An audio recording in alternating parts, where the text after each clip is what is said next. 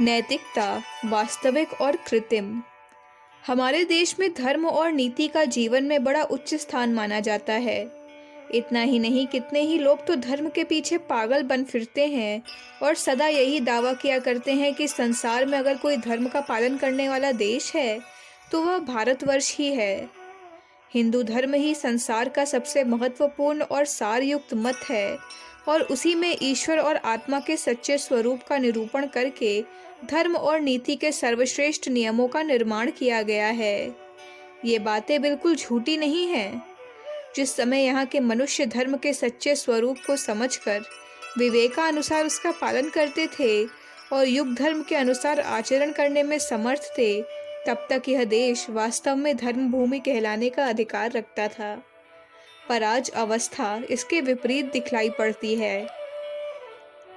लोग धर्म के वास्तविक आशय पर ध्यान नहीं देते, केवल एक लकीर को पीटकर धर्मात्मा बनने का ढोंग करते हैं।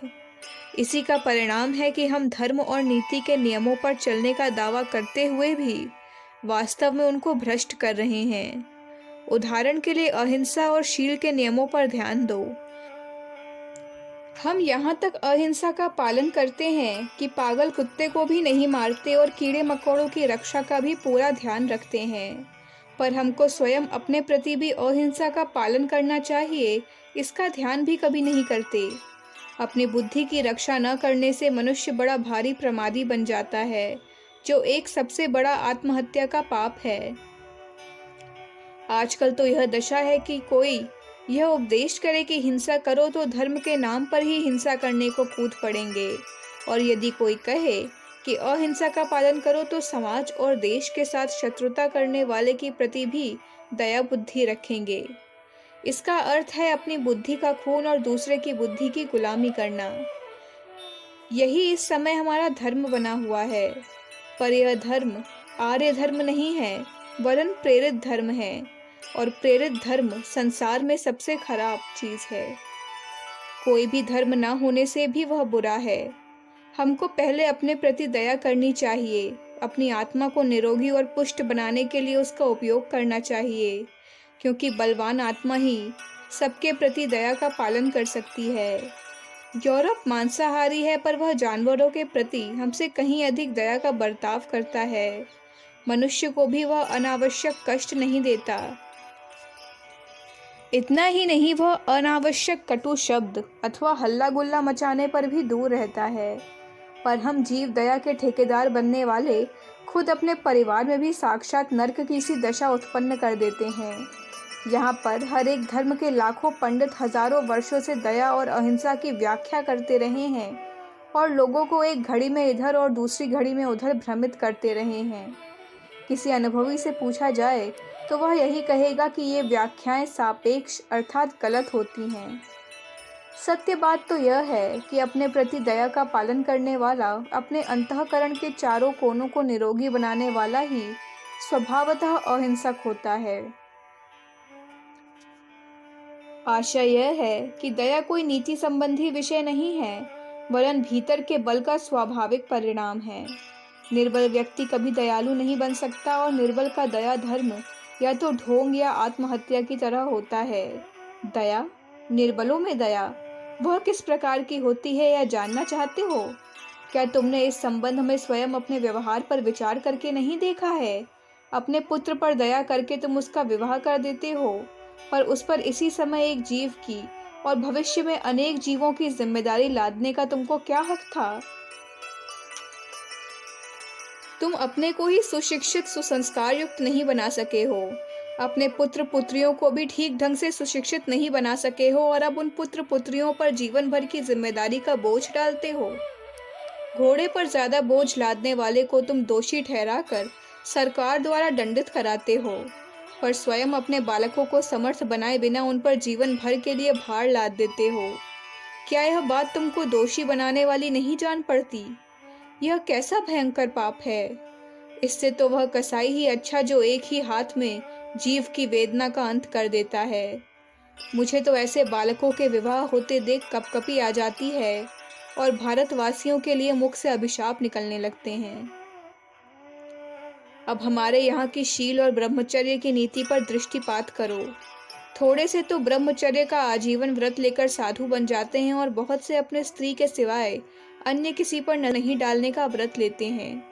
बहुत से लोग ऐसे भी हैं जो विवाह करना चाहते हैं पर जातीय बंधनों के कारण उनको विवश होकर कुंवारा रहना पड़ता है। अब इन तीनों के जीवन की जांच करो। प्रथम श्रेणी वाले यदि सच्ची नियत के भी होते हैं तो भी अंतःकरण का बल न होने से नियमों का पालन नहीं कर सकते और छुपे व्यभिचार अथवा अप्राकृतिक दुराचार का आश्रय लेते हैं। दूसरी श्रेणी वाले सच्चे हों तो भी मानसिक शक्ति के अभाव से अपनी स्त्री से निरंकुश जानवरों की तरह व्यवहार करते हैं और कुछ बाहरी आकर्षण के फेर में भी पड़ जाते हैं। तीसरा वर्ग रात दिन स्त्री के लिए झींकता रहता है और इसलिए लाचार होकर चाहे जैसे कुकर्म में लिप्त हो जाते हैं। अब बताओ, क्या एक भी श्रेणी वाले शील की रक्षा कर सके?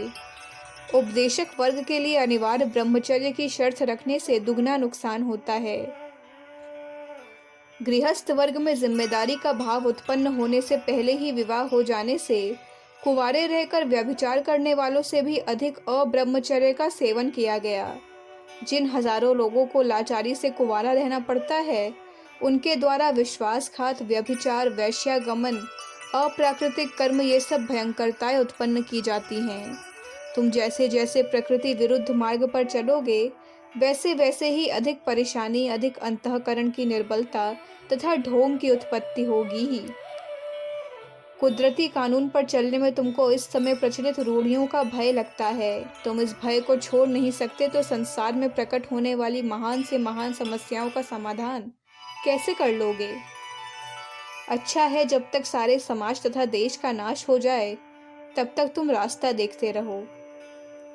मैं फिर कहता हूँ, अनुभव से कहता हूँ, गहरा विचार करके कहता हूँ कि नीति शिक्षा नहीं किंतु बल शक्ति ही रक्षा कर सकती है। वह बल भी अंतःकरण के चारों अंगों का होना चाहिए।